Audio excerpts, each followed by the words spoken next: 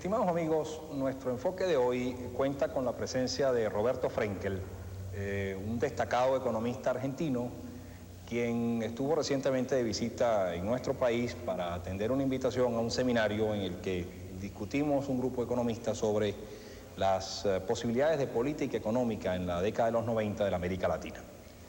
Roberto Frenkel es el subsecretario jefe de asesores del Ministerio de Economía de Argentina. A su vez es un reputado profesor de economía de la Universidad de Buenos Aires y es el director de investigaciones económicas del CEDES, uno de los organismos de investigación económica más reconocidos de la América Latina. Bienvenido, Roberto. Gracias. Quisiera que esta conversación acerca de la economía argentina se iniciara quizás con una explicación muy breve, muy concisa, sobre las razones del proceso inflacionario que ha caracterizado a la economía argentina durante varias décadas. Esto te lo pregunto porque tradicionalmente nosotros vemos a la Argentina como el prototipo de una economía que padece de severas presiones inflacionarias en América Latina, e inclusive se comenta en Venezuela las posibilidades de que a lo mejor la economía esté dirigiéndose en una dirección similar a la Argentina, y por eso hablamos inclusive de la carretera a Buenos Aires como un símil o una metáfora a lo que pudiera suceder en Venezuela en caso de que no cambiásemos la actitud. ¿Por qué no nos comentas un poco sobre ese fenómeno inflacionario en Argentina? Tú sabes que hay economistas muy ilustres que tienen una explicación muy simple de la inflación. Dice que la inflación es exclusivamente un fenómeno monetario, lo cual quiere decir que bastaría con tener permanente y creíblemente la oferta monetaria para que el tema desapareciera. Ojalá fuera cierto, ojalá fuera verdad, y entonces uno tendría en su mano un instrumento tremendamente efectivo de política económica para terminar con un mal tan serio como es la inflación. Digo ojalá fuera cierto porque en realidad la inflación más bien parece un síntoma de situaciones muy diversas y en general está asociada a la expansión monetaria, pero a veces es la propia inflación la que se provee de la cantidad de dinero que necesita para poder desarrollarse.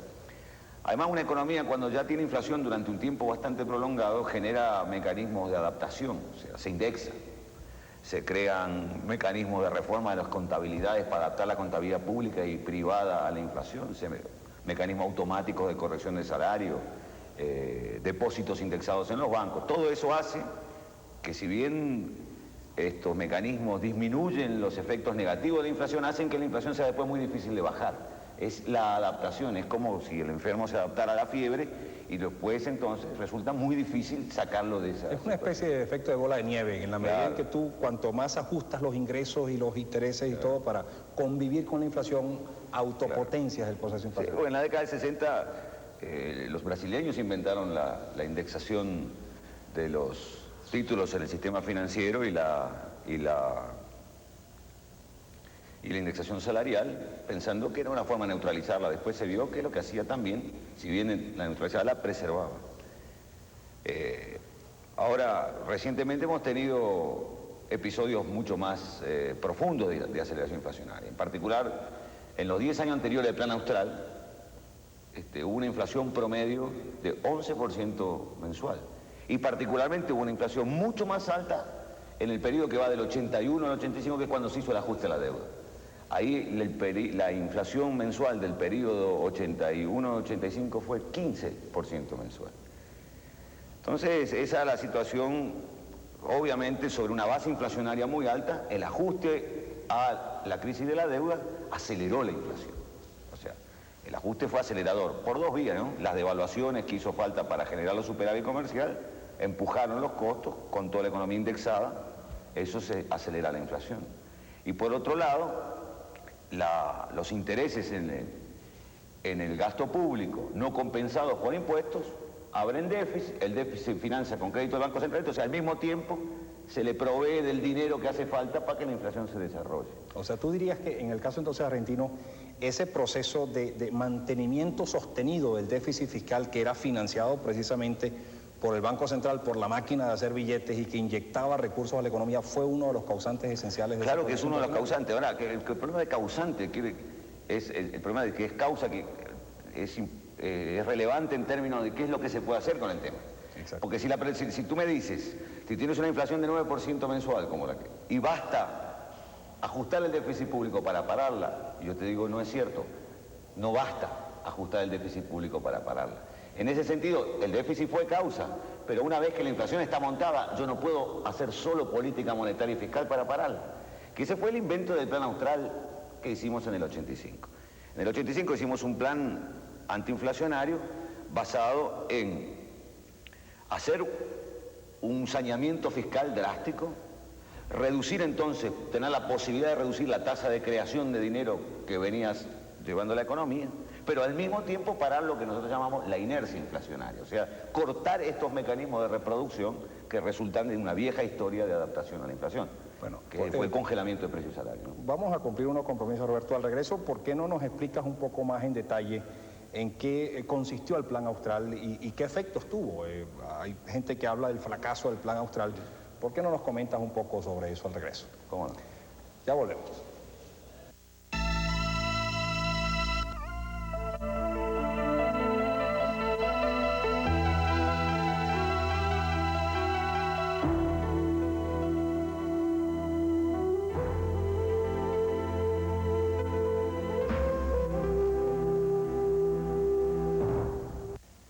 Hablábamos o comentábamos sobre el Plan Austral que se implantó en Argentina con la finalidad de controlar el problema inflacionario de esa economía. ¿Por qué, Roberto, no nos comentas un poco sobre en qué consistió el plan y cuáles fueron los preámbulos del mismo y los resultados de su implantación? Bueno, el plan consistió en tratar de resolver, de poner la casa en orden, que había sido tremendamente desbarajustada a causa del ajuste que se tuvo que hacer a la crisis de la deuda externa. Como habíamos dicho en el bloque anterior, el hecho de tener que generar un superávit comercial que en Argentina representaba en aquella época alrededor de 2.500 millones de dólares, obligó a fuertes devaluaciones, aumentaron el peso de los intereses en el balance del sector público, y entonces eso aumenta el déficit se financia con emisión, y ahí van junto el déficit, la oferta monetaria y las devaluaciones seguidas por los aumentos de precios de otros sectores, la indexación salarial, llevan la inflación para arriba, además con recesión. Entonces ya teníamos una historia de inflación, entonces el ajuste a la deuda significó pasar promedio a 15% mensual, pero en los meses previos al Plan Austral estábamos con inflaciones del 20 al 25% mensual y en una fuerte recesión. Entonces, ¿cuál fue la idea, digamos? La idea, primero hay una decisión política del gobierno del presidente Alfonsín de no seguir ajustando la economía a la deuda. Es decir, que lo que se había llegado de superávit comercial, eso nos íbamos a comprometer a mantener en el futuro. Eso eran, como dije, 2.500 millones de dólares que representaban aproximadamente la mitad de los intereses. Un 3% del Producto Nacional. Y el otro 3% íbamos a negociar su refinanciación por la banca, y lo hicimos bastante exitosamente. Ya lo habían hecho, de hecho, los militares con los bancos, pero no habían podido seguir la negociación a causa de la situación interna, a causa de que no se podía suscribir con el Fondo Monetario acuerdos para usar recursos del fondo, a causa de la situación interna, no por el sector externo. Entonces, sobre la idea de que no iba a haber mayor ajuste externo, entonces era posible pensar que se podía entonces poner la casa en orden. Y para poner la casa en orden había que arreglar la cuestión fiscal, que había sido, ya venía desarreglada de antes, pero había sido más desarreglada por el peso de la crisis de la deuda.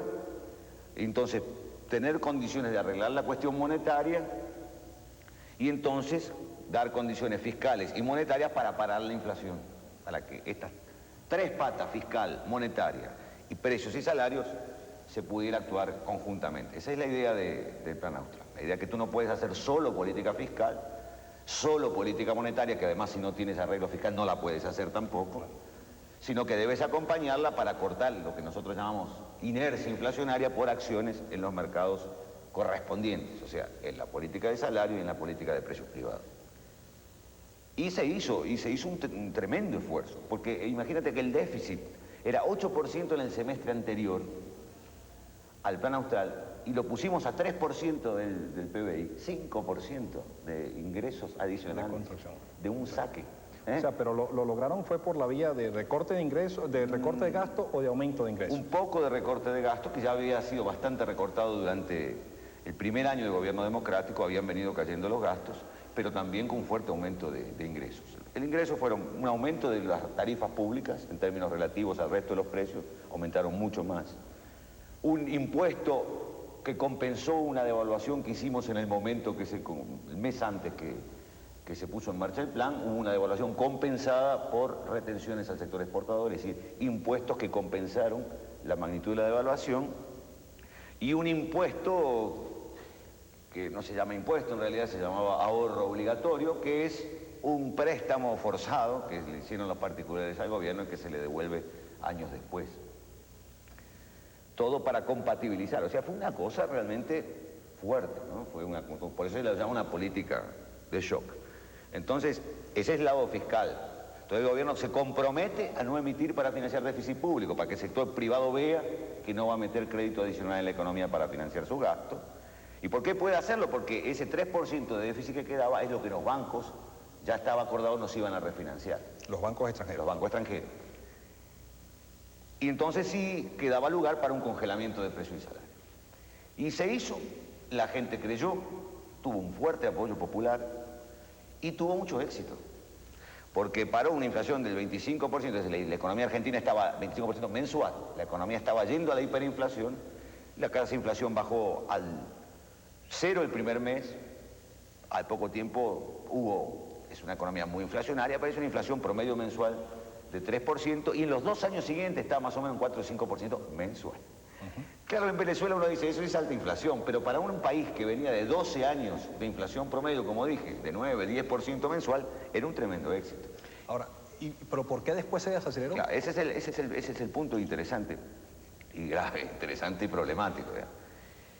Digo, primero el éxito de la economía reactivó. ¿Cuánto duró este proceso de reactivación, relativa estabilidad? Duró entre año y medio y 2 años. O sea que como política de corto plazo, comparada con otras políticas de shock, yo no podía decir dio resultados. Claro. Dio resultados. Ahora el problema es por qué no se puede sostener eso a largo plazo, y ese es el tema. En ese sentido fracasó. Pero no el plan austral, sino fracasó nuestro gobierno en términos de poder garantizar una estabilidad permanente, un crecimiento permanente, una recuperación de la tasa de inversión. Ese plan fue una de las políticas para eso. ¿Por qué no se puede sostener después? Y ahí estaba lo que contábamos ayer en la conferencia, si hay una persona que tiene 6 balas, es difícil saber cuál es la que le dio muerte. Lo que uno tiene un cadáver con 6 balas. Quiero decir, ¿cuál es la causa? Hay muchas causas. Probablemente hay errores de administración. O sea, eso no lo podemos descontar. De hecho, técnicamente, tratando de ser imparcial en esto, y creo que los observadores internacionales que han evaluado la cosa también, no hubo grandes errores técnicos. No es así la visión que es del Cruzado, por ejemplo, que la política fiscal no fue compatible con el congelamiento. Exacto. Quiero decir, no se cometieron grandes errores técnicos. Yo digo, pues fue perfecta, que la política monetaria fue manejada como un relojito. No, hay errores, pero ninguno tiene entidad causal suficiente, los errores técnicos, como para explicar eso que pasó. Entonces dice, ¿qué pasó? Bueno, en primer lugar, tuvimos un fuerte shock externo negativo, compuesto de externo en parte cayeron los precios internacionales durante todo este periodo. Con lo cual, aquel superávit... Los precios de exportación de Argentina. Los precios de exportación de nuestros granos. Además, tuvimos una inundación en la pampa húmeda y perdimos 14 millones de toneladas de producción, que significa que como el consumo no se afecta, que perdimos 14 millones de toneladas de granos de exportación. O sea, es una desgracia natural que nos afectó directamente al sector externo. Y además, por el propio proceso de expansión, nuestras importaciones subieron. De 3.500 millones de dólares que importaban en el 85 a 5.600 millones de dólares. Importaciones de bienes intermedios y especialmente de bienes de capital, alentadas por nosotros, que justamente eso significa desajustar la economía a la deuda. Exacto. Significa permitirle recuperar su capacidad de importación de bienes intermedios y de bienes de capital. Eso fue muy importante porque el shock externo nos afectó tanto las cuentas externas y nos creó una grave situación de incertidumbre en la negociación con el Fondo Monetario y con los bancos, que hemos estado negociando cada 3 meses desde el primer semestre del 86, 6 meses después del Plan Austral, hasta las cuentas fiscales. Porque, por ejemplo, como parte de los ingresos fiscales que se buscaron provenían de evaluación compensada, cuando nos caen los precios de exportación, nosotros nos vimos obligados a ir reduciendo esos impuestos para mantener precios internos más rentables para el sector productor. Claro.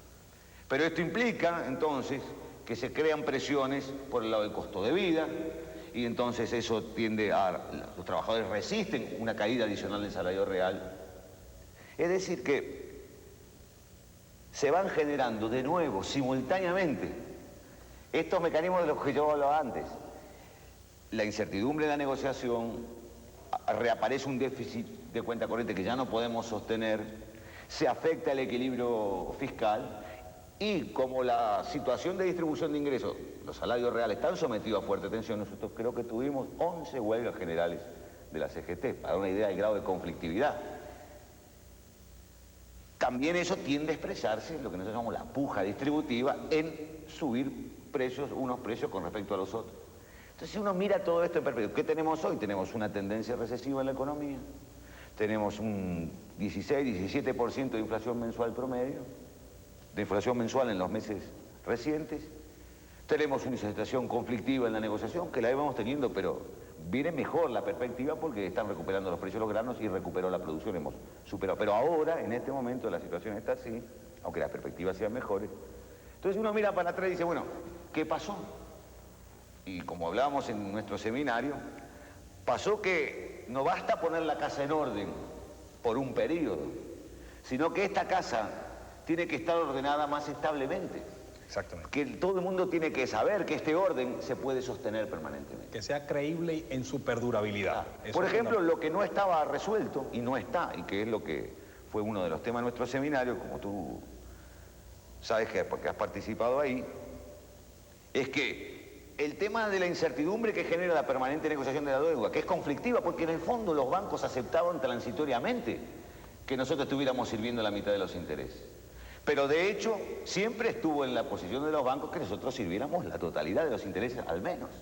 Ahí tenía un motivo de tensión. Y encima, si tenemos un shock externo desfavorable por precios y por un accidente climático, y nos cae el superávit comercial, todo el mundo sabe que la situación de negociación está desbaratada.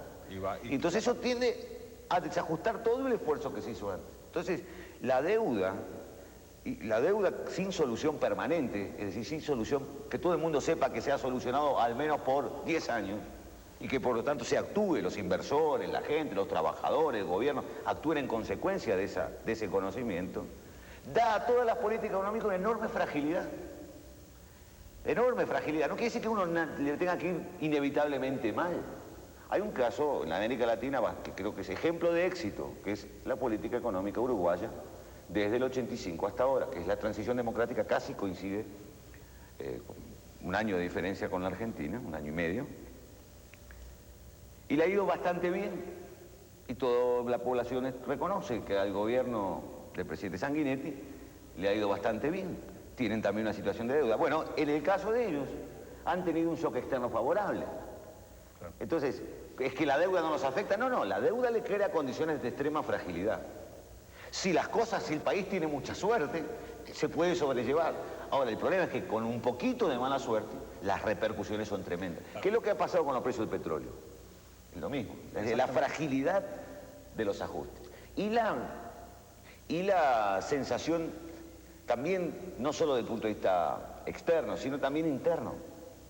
Cuando uno fuerza un ajuste fiscal que la sociedad en el fondo no quiere aceptar, cuando uno tiene un salario real que todo el mundo, los trabajadores, los sindicatos y también los partidos políticos populares dicen que es muy bajo y que hay que resolverlo, es obvio que esa situación no puede ser estable. Se hace insostenible. Vamos a unos compromisos, Roberto. Al regreso, ¿por qué no complementamos estas ideas? Porque, de nuevo, caemos en lo mismo que hemos discutido permanentemente en el seminario, que es cuestión de que ni la solución de la deuda definitiva es lo único que hay que hacer, que hay que implantar políticas monetarias, pero hay que lograr un conjunto de cosas que se den simultáneamente para estos países poder realmente enfrentar con éxito todos estos problemas que tenemos. Al regreso, ¿por qué no hablamos un poco sobre la experiencia cambiaria o tu experiencia cambiaria, porque en Venezuela se está haciendo una serie de planteamientos acerca de la unificación cambiaria que hay que hacer para lograr esa unificación cambiaria. ¿Por qué no comentamos un poco de eso cuando regresemos? Mucho tema para un bloque. Ya volvemos.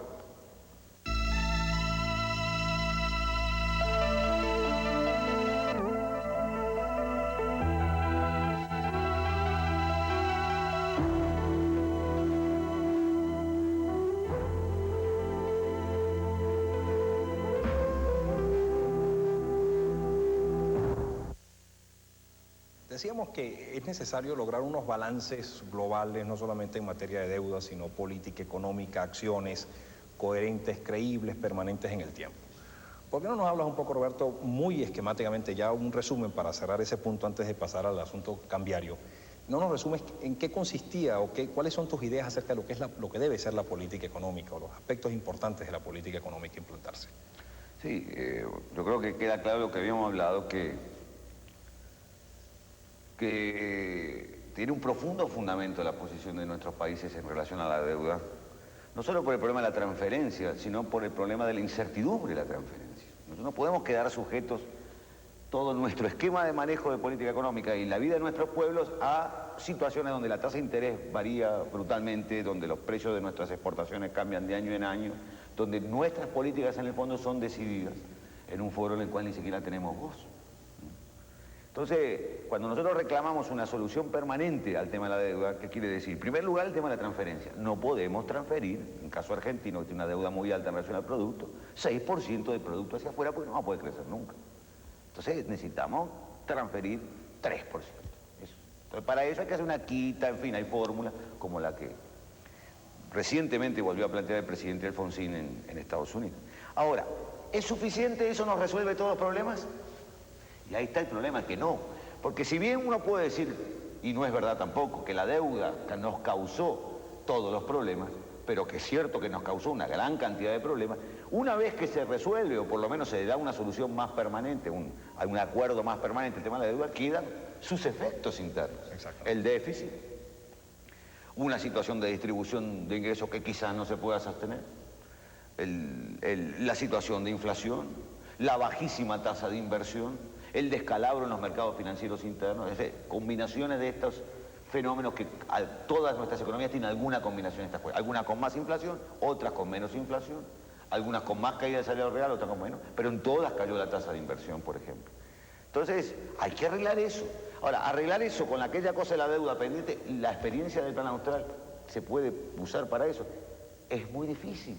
Porque en el fondo la espada de Damocles está ahí y en cualquier momento se te cae encima, y todo el esfuerzo del pueblo, todo eso, años de trabajo, de conflictos, de lucha, porque estas cosas no se hacen sin pisar huevo, se desbarata porque la economía está muy frágil, está expuesta a cualquier shock. Sí, yo diría que en cierto modo lo que tú estás planteando es que al haber esas incertidumbres permanentes, esos riesgos permanentes, no se da la condición psicológica, el convencimiento y la actitud positiva del público a actuar en la dirección que debe actuar, y por lo tanto todo el mundo en lo que se concentra es en ver cómo defiende sus propios intereses en contra de los de los demás, y por supuesto ahí nunca se puede poner nada en orden. Sin embargo, se nos acaba el tiempo, Roberto. Muy interesante estas discusiones, pero ¿por qué no nos hablas en este último par de minutos que tenemos acerca de tu concepción de lo que pudiera ser, de lo que debería ser unos movimientos de política cambiaria, por ejemplo, para cerrar, como en el caso de una economía como la venezolana, una brecha de más de 100% entre la tasa oficial y la tasa libre? La consecución de la unificación cambiaria que mucha gente plantea debe lograrse, y ¿crees tú que es el mejor método para lograrse a través de una flotación, es decir, que sea el mercado el que único que determine el tipo de cambio? ¿Qué opinas tú al respecto? Sí. Yo no quiero discutir en abstracto, teóricamente, en términos de cuál es el modelo de régimen cambiario más eficiente. Porque hay que discutir qué modelo de régimen cambiario tenemos y por cuál podemos sustituirlo. Y si el que tenemos tiene problemas, todo el mundo lo sabe, ¿no? No hace falta decir que un régimen de cambio múltiplo se expone a filtraciones, a corrupción, a arbitrariedades, etc. Todo eso yo creo que es verdad. Ahora, ¿tenemos algo mejor? Esa es la pregunta. La gente que dice de la flotación, primero que flotación no hay en ninguna parte del mundo. Entonces esto es una cosa que se ha puesto ahora de moda, pero digamos, para su consumo en zonas subdesarrolladas. Porque de hecho, si bien hay flotación, lo que hay es un acuerdo de los bancos centrales de los grandes países para regular la fluctuación de los tipos de cambio. Y es uno de los temas de negociación entre los grandes, es cuál es su política cambiaria. Es uno de los grandes temas del grupo de los 5. Hay flotación pero sucia, como llaman. Sí, llama de flotación intervenida. sucia. No hay compromiso de cambios fijos. Lo cual le da a los bancos centrales de cada país un tremendo poder para hacerlo, que es lo que hacen los grandes. Se sientan y negocian los tipos de cambio que van a regir. Y de común acuerdo. Ahí nosotros no tenemos voz, pese a que para nosotros es muy importante los tipos de cambio de ellos. Pero bueno, veamos nuestros países. Los que dicen de la flotación, ¿qué es lo que están diciendo? A ver, ¿qué es lo que están diciendo? Que si tiene un déficit de cuenta corriente, ¿qué quiere decir un déficit de cuenta corriente? Que tú no estás pudiendo pagar todos los intereses. Tu superávit comercial no da para servir todos los intereses. Entonces, muy bien, dejemos que el mercado haga el trabajo. Liberemos hasta que equilibre. ¿Qué quiere decir que equilibra?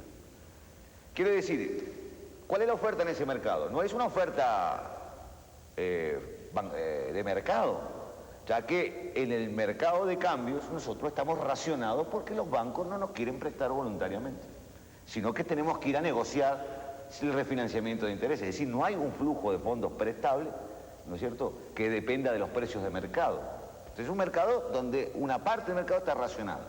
Lo que queda para ofertar ahí entonces es nuestras exportaciones netas, porque por otro lado las importaciones están demandando dólares en ese mercado. Entonces, ¿qué dicen los de la flotación? Dicen que se libere, que el tipo de cambio busque su nivel. Quiere decir que el tipo de cambio real, o sea, el tipo de cambio en relación a todos los precios de la economía y particularmente en relación al salario, que es el bien no comerciable por excelencia, componente básico de los costos de los bienes no comerciables, de aquellos que no son objeto de comercio internacional, que el salario real en dólares caiga todo lo que haga falta para que demanda y oferta se genere un superávit comercial suficiente para que entonces permita servir todos los intereses.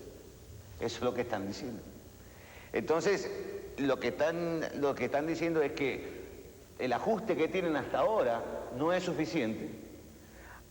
Dejen que el mercado ajuste más. ¿Qué ocurre? Si los salarios están congelados, fijos, que no ajustan, como caso del gobierno chileno, o la situación del mercado de trabajo, hay 30% de desempleo, fue el caso también del gobierno de Pinochet. Entonces los salarios no pueden acompañar la devaluación. Entonces se produce una fuerte caída del salario real. Claro, porque la inflación con la flotación, al devaluarse... Sube el dólar, acelera la inflación, los salarios no ajustan, cae el salario real, hay menos consumo, se reducen las importaciones y también se exporta más porque se consume menos de eso, hay más estímulo a la exportación, eso es cierto. Al costo de una brutal recesión y una redistribución de ingresos tremenda. Sí hay resistencia salarial, es decir, si los salarios tratan de defenderse y empiezan a correr detrás de los precios para defender el valor de los salarios, entonces lo que se genera es hiperinflación. Claro, obviamente. ¿Por qué hay hiperinflación? Porque ese mercado no puede ajustar, está en desequilibrio y si no cae lo que le permitiría ajustar, que es la absorción doméstica, si el consumo más la inversión externa, entonces ese va a la hiperinflación. Entonces, por eso es que los gobiernos, sean liberales, conservadores, han tenido que apalear a este régimen de doble cambio, que de hecho rige en todos los países. Por un lado, hay un cambio controlado en su precio, pero como está controlado en su precio, tiene que estar, y no hay reservas, tiene que estar controlado quién compra y quién vende. Y por otro lado, hay un régimen de cambio flotante, libre, en donde el Banco Central no interviene, que en algunos países es un paralelo, y en otros países se llama cambio financiero. Pero es un sistema desprolijo, si se quiere, pero es hijo de una situación mucho más desprolija, que es que estamos racionados en el mercado de crédito porque los bancos no nos prestan voluntariamente. Bueno, interesantes tus puntos. Lamentablemente se nos acabó el tiempo. Te queremos agradecer, Roberto, tu gentileza al aceptar nuestra invitación y espero que en tu próxima visita por Caracas o mi pasada por Buenos Aires tengamos oportunidad nuevamente de conversar sobre estos temas tan interesantes. Bueno, muchas gracias. Reciban un cordial saludo y hasta la próxima.